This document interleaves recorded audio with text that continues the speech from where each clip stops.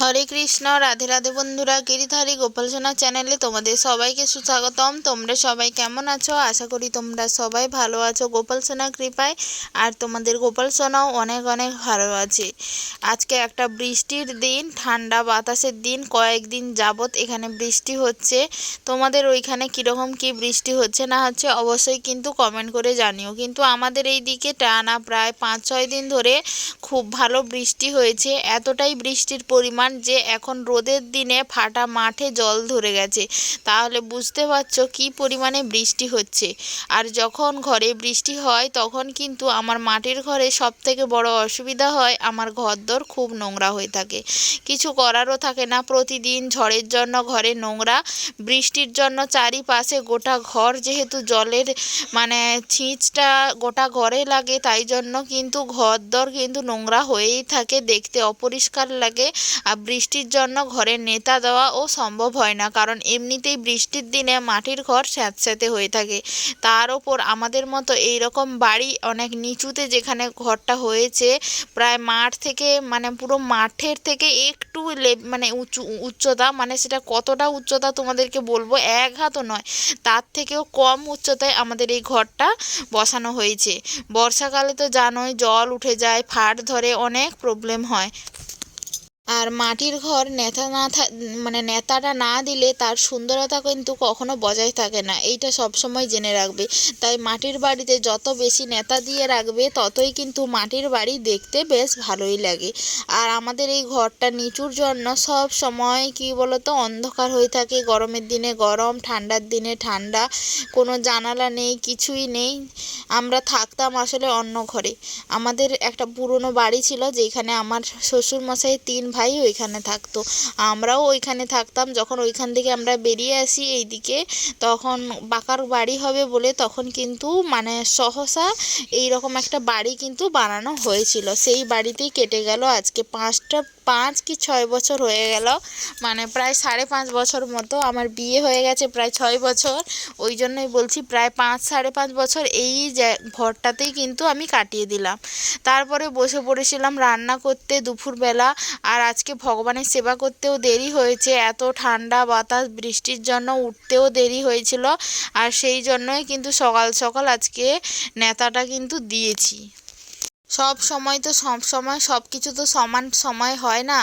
আমরা গৃহস্থ, বিশেষ করে বাড়িতে যখন একটা ছোট বাচ্চা থাকে, সেই নিয়ে কিন্তু খুব প্রবলেমে ভুগতে হয়। তার উপর আমার ছেলের শরীরটাও খুব খারাপ, গায়ে জ্বর এসেছে, ডাক্তার দেখিয়েছি, তারপরেও প্রবলেম হচ্ছে।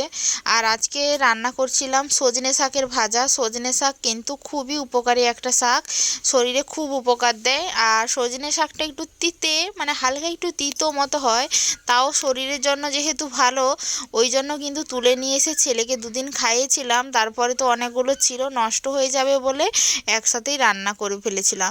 তার সাথে করেছি উচ্ছের ভাজা, এখানে করেছিলাম বাড়ির যে পুঁই শাক, পুঁই ডাঁটা, সেইগুলো দিয়ে কুমড়ো আলুর তরকারি। এই গরমের দিনে কিন্তু কুমড়ো আলুর তরকারিটা ভালো লাগে, বিশেষ করে এই পুঁই ডাঁটা দিয়ে।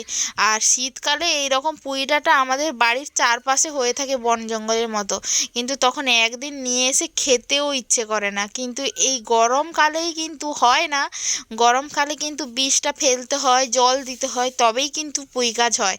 আর বর্ষাকালে তো চারিপাশে যেহেতু বীজ পড়ে থাকে, একাই চারিপাশে হয়ে যায়। আর এতটাই হয় কোনো দিন নিয়ে এসে খাওয়াও হয় না। যাই হোক, বলতে বলতে রান্নাও হয়ে গেল। আর এই গরমে টক ছাড়া কিন্তু চলেই না, তাই আম দিয়ে, বাড়ির কাঁচা আম দিয়ে টক করেছি। আজকে এই দিয়েই ভগবানকে সেবা দিয়েছি। ভগবানকে যেদিন যেমন পারি তেমনই সেবা দিই। কোনো দিন 2 তরকারি অন্নও হয়, কখনো 3 তরকারি অন্নও হয়, কখনো আবার 5-6 তরকারিও অন্ন হয়, কখনো আবার আলু মাখা অন্নও হয়। আমাদের গৃহস্থ ঘরের ভগবান যখন যা থাকে, আমরা যখন যাই প্রসাদ পাই, সেইটাই কিন্তু ভগবানও আমাদের সাথে গ্রহণ করে। আর আমরা সেইটা ভগবানকে দিই, কিন্তু আমরা কিন্তু ভগবানকে বাদ দিয়ে ভালো মন্দ কিছু খেয়ে নিই না। যাই খাই না কেন সমস্ত কিছু ভগবানকে অর্পণ করে ভোগ লাগিয়ে তারপরেই খাওয়াই। তারপরে বসে পড়েছিলাম খাওয়া দাওয়ার পরে বাজার ব্যাগ খুলতে, কারণ যেহেতু বাজার ছিল সেই দিন, বাজার মোটামুটি নিয়ে এসছে।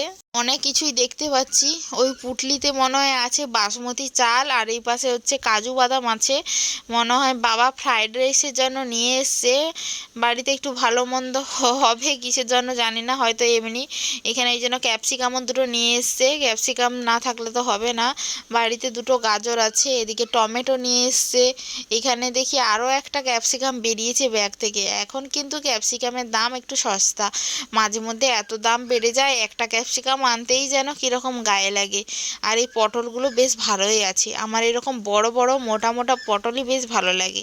আসলে আমার পটলের যে পটলটার বীজ হয় সেই পটলটাই ভালো লাগে। আর যেটা একদম নরম পটল হয় না, ছোট ছোট পটল, ওই পটলগুলো খেতে একটুও ভালো লাগে না। পটলের বীজ যদি মুখে না পড়ে তাহলে ওই পটল আমার একদম খেতে ভালো লাগে না। তার ওপর পটলের কিন্তু কোনো নিজস্ব স্বাদ নেই, ওকে তেলে ভেজে রান্না করলে তবেই স্বাদ। এইখানে দেখছি ভেন্ডি, আবার ভেন্ডির ভিতরে একটা পোকা ভেন্ডিও বেরিয়েছে।